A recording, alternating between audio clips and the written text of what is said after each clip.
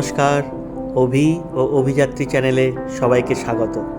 19শে August 2024 আমাদের ট্রিপের তৃতীয় দিন। ব্যাগপত্র গাড়িতে তুলে সকালবেলা প্রায় 7:45 নাগাদ শ্রীনগর থেকে রওনা দিলাম কার্গিলের উদ্দেশ্যে।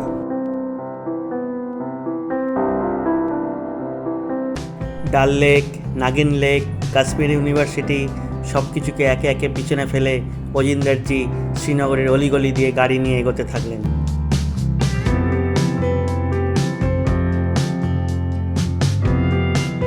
NH1 ধরে শ্রীনগর পেরিয়ে প্রায় 25 কিলোমিটার আসার পর শুরু হলো গান্দেরবাল ডিস্ট্রিক্ট।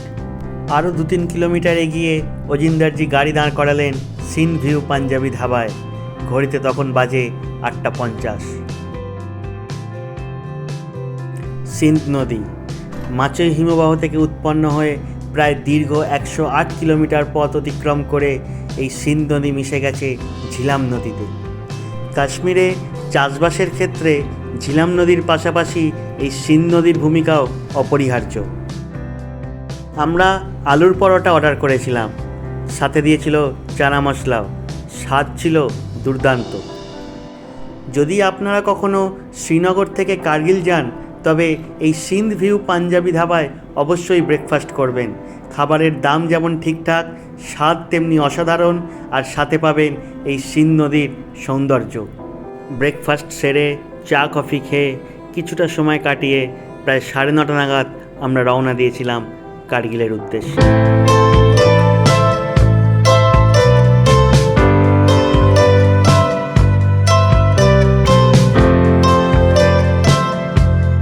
শ্রীনগর থেকে কার্গিলের দূরত্ব প্রায় 200 কিলোমিটার। মাঝে পড়ে সোনমার্গ, বালতাল, জজিলা পাস, দ্রাস, তারপর কার্গিল। রোদ ঝলমলে আকাশ, পাশ দিয়ে দুরন্ত গতিতে বয়ে চলেছে সিন্ধ নদী। সদ্য বর্ষা পেরিয়ে আসা হিমালয়ের গায়ে সবুজ গালিচা। এই প্রকৃতির রূপ উপভোগ করতে করতে প্রায় 2 ঘন্টা পরে আমরা এসে পৌঁছালাম কাশ্মীরের গান্দেরবাল ডিস্ট্রিক্টের এক অন্যতম ট্যুরিস্ট স্পট সোনমার্গ।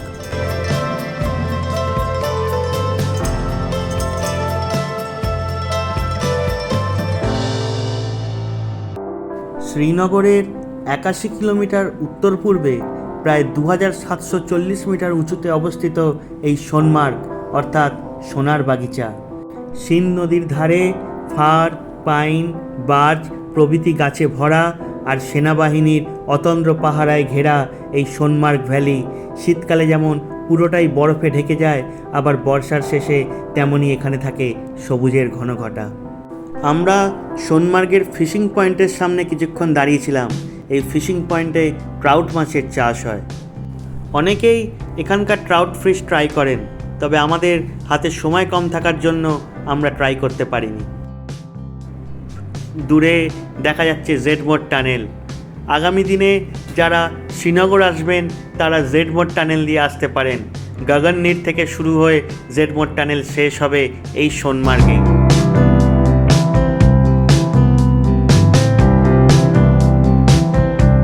সোনমার্গ থেকে একটু এগিয়ে ডান দিকে নিচে পাহাড়ি উপত্যকায় যে গ্রাম দেখা যায় তার নাম বালতাল। এই বালতাল থেকে অমরনাথ যাত্রা হয়। বালতাল ছাড়িয়ে এগোতেই শুরু হলো চড়াই রাস্তা। পাহাড়ের রূপ ধীরে ধীরে রুক্ষ হতে শুরু হলো। মাঝে মাঝেই রাস্তায় ছড়িয়ে ছিটিয়ে পড়ে রয়েছে ওপর থেকে গড়িয়ে আসা পাথর।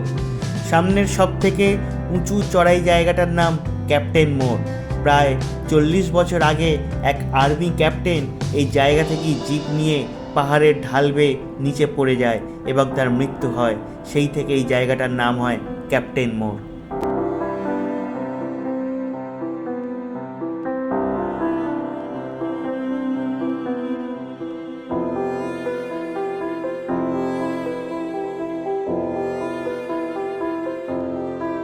ক্যাপ্টেন মোড় থেকে একটু এগিয়ে এসেই সামনে লেখা welcome to Zojila pass, the gateway of Ladakh.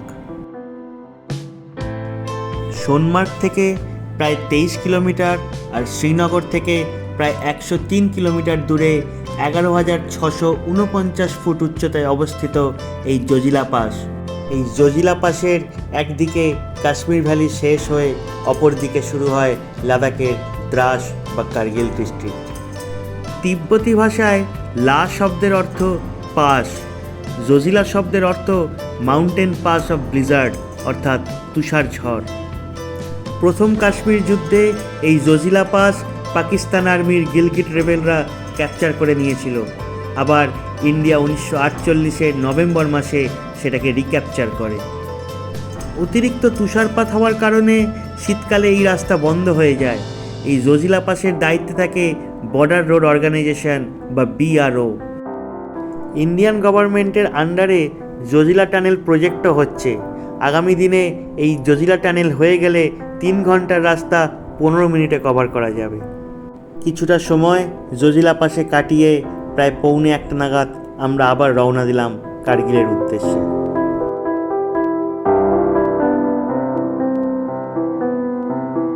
Zojila pass থেকে কিছুটা এগিয়ে পড়ল ঘুমরি। এই ঘুমরিতে মাঝে মাঝেই ঘূর্ণিঝড় হয়। তুষারপাতের সময় বরফও ঘূর্ণির মতো ঘুরতে থাকে। এই ঘূর্ণিঝড় হওয়ার কারণেই এই জায়গাটির নাম ঘুমরি। ঘুমরিতে আর্মি ক্যাম্পও রয়েছে, ঘুমরি আর্মি ক্যাম্প।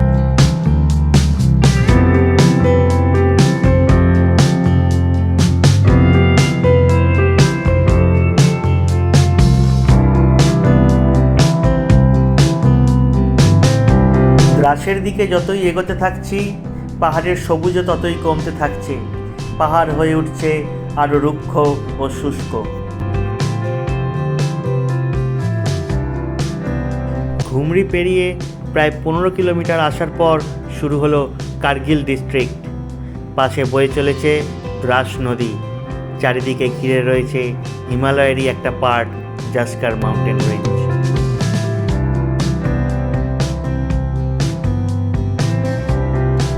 কার্গিল ডিস্ট্রিক্টের এন্ট্রান্স পেরিয়ে আরও 20 কিলোমিটার আসার পর শুরু হলো দ্রাস ভ্যালি। সাইবেরিয়ার পর এই দ্রাস হলো ওয়ার্ল্ডের 2nd কোল্ডেস্ট প্লেস। শীতকালে এখানকার টেম্পারেচার নেমে যায় -20 থেকে -30 ডিগ্রি সেন্টিগ্রেড। 1995 সালের 9 জানুয়ারি এখানকার টেম্পারেচার সর্বনিম্ন ছিল -60 ডিগ্রি সেন্টিগ্রেড। দ্রাস হলো টোলোলিং পিক ও টাইগার হিলের পাদদেশে। 1999 সালে পাকিস্তান আর্মি এই টোলোলিং, টাইগার হিল, দ্রাস, কার্গিল সংলগ্ন এলাকা ইল্লিগালভাবে ক্যাপচার করতে শুরু করে। তখন শুরু হয় কার্গিল যুদ্ধ। ভারতীয় সেনাবাহিনীর এই এলাকা পুনরুদ্ধারের অপারেশন বিজয় শুরু হয় এই দ্রাস ভ্যালি থেকে। আজও কার্গিল যুদ্ধের বহু সাক্ষ্য বহন করে চলেছে এই দ্রাস ভ্যালি।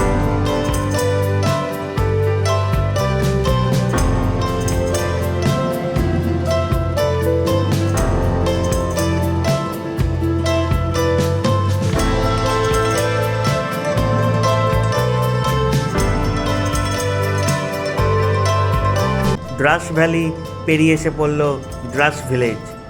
জজিলা পাস থেকে এই দ্রাসের দূরত্ব প্রায় 40 কিলোমিটার।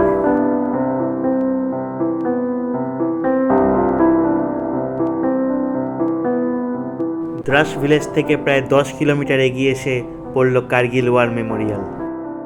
কোনো রকমের ব্যাগ বা ওয়েস্ট পাউচ এই মেমোরিয়ালের ভেতরে অ্যালাউ নয়। আর ড্রেস কোডের মধ্যে হাফ প্যান্ট, শর্টস বা স্লিপার, ক্রক্স এগুলো পরেও ঢোকা যায় না। আর আই কার্ড অবশ্যই সাথে রাখতে হবে এই মেমোরিয়ালের ভেতরে ঢুকতে গেলে। এই ওয়ার মেমোরিয়ালে আর্মির জওয়ানদের থেকে শুনে নেওয়া যায় কার্গিল যুদ্ধের ইতিহাস, কিভাবে এই কার্গিল যুদ্ধের সূচনা, টোলোলিং, টাইগার হিলের রিক্যাপচার, ভারতীয় সেনাবাহিনী কিভাবে জয়লাভ করে এই কার্গিল যুদ্ধে, বা ক্যাপ্টেন শহীদ বিক্রম বাত্রা, মনোজ পান্ডে এবং আরও অনেক জওয়ানদের জীবন বলিদানের ইতিহাস। 527 জন ভারতীয় জওয়ান শহীদ হয়েছিলেন এই কার্গিল যুদ্ধে। কার্গিল যুদ্ধের ইতিহাস শুনে ভারতীয় সেনাবাহিনীকে স্যালুট জানিয়ে আমরা রওনা দিয়েছিলাম কার্গিলের পথে। কার্গিল ওয়ার মেমোরিয়াল থেকে প্রায় 55 কিলোমিটার পথ অতিক্রম করে বিকেল 5:30 নাগাদ আমরা এসে পৌঁছেছিলাম কার্গিল। আমরা উঠেছিলাম কার্গিলের হোটেল গ্রিনল্যান্ডে। রুমে চেক ইন করে একটু ফ্রেশ হয়ে আবার বেরিয়ে পড়েছিলাম কার্গিলের মার্কেট ঘুরতে। কার্গিল ভারতবর্ষের মানচিত্রে এক অন্যতম প্রাচীন শহর এই কার্গিল। সুরু নদীর তীরে বেড়ে ওঠা এই কার্গিল শহর লাদাখের সেকেন্ড লার্জেস্ট টাউন, আবার লাদাখের জয়েন্ট ক্যাপিটাল। খরস্রোতা ধারায় বয়ে চলেছে সুরু নদী, চারিদিকের জাস্কার রেঞ্জে স্নান করিয়ে যাচ্ছে গোধূলি। কার্গিলে এলে এখানকার বেকারি প্রোডাক্ট একবার অবশ্যই ট্রাই করবেন। আমরা ম্যাকপাই বলে একটি বেকারির দোকানে ঢুকেছিলাম, অনেক ধরনের cookies, local bakery product try করেছিলাম, স্বাদ ছিল অসাধারণ।